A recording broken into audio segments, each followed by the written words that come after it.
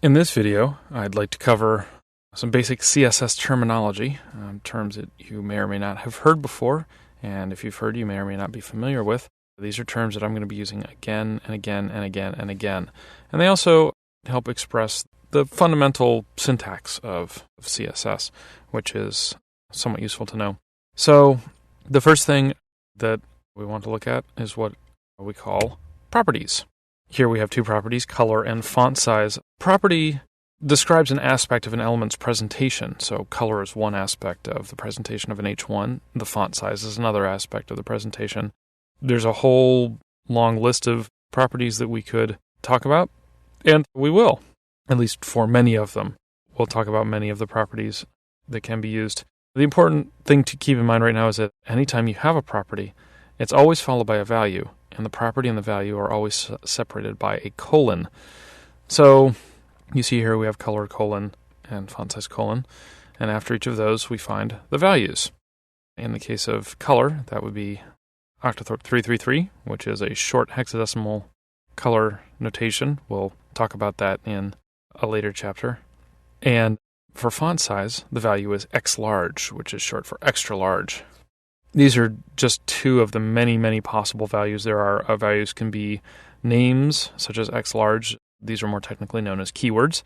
A measurement of length, a percentage value, a color expression, any number of things can be values.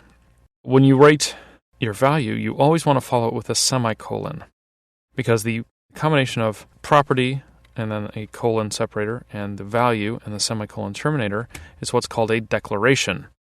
And here we have two declarations, color 333, font size X large, each of those being its own declaration. Now, as I said, you always want to follow the value with a semicolon. Technically speaking, it's a declaration that has to be terminated or ended with a semicolon. You can, if you have more than one declaration, as we have here, we have two, you can technically leave off the last semicolon. The one, in this case, after font size X large, you could leave that off because it's the last declaration in the series, but it's generally regarded as good practice to always terminate your declarations with semicolons, whether or not the declaration in question is the last one in the series. Just because, supposing you left off the semicolon after font size X large and then came along later and decided to add another declaration, you might forget that that semicolon wasn't there, and that would lead to a lot of bad stuff, because if you have two declarations in a row but no semicolon separating them, then as far as CSS is concerned, they're not two declarations, they're one very weirdly formed declaration that's not going to have the effect that you want. So it's just easier to always just get in the habit of finishing every declaration with a semicolon. A series of declarations contained together in the curly braces, which you can see here, is what's called a declaration block, probably because it's a block of declarations. It's always surrounded by curly braces, so that the curly braces are basically the begin and end points of your declaration block, just like the semicolon is always the end point of a given declaration. Now, next to a declaration block, you have what's called a selector. And the selector describes what elements will be selected in your document to have the styles described in the declaration block applied to them.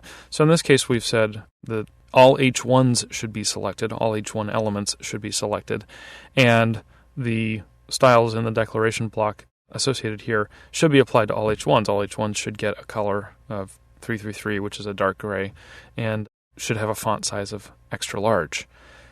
All of this, the selector and the declaration block taken together, is called a rule. So this is one rule, and the rule is H1, color 333, font size X large.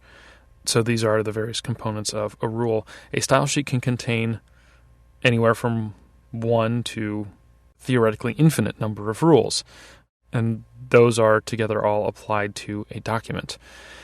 Now, at this point, not to worry so much about exactly what selectors can be written and exactly what properties and values there are, or for that matter even how to associate CSS with XHTML, because those are all going to be covered in other videos, other chapters. There's an entire chapter on selectors, and declarations, properties, and values will be covered throughout pretty much the entire rest of the series.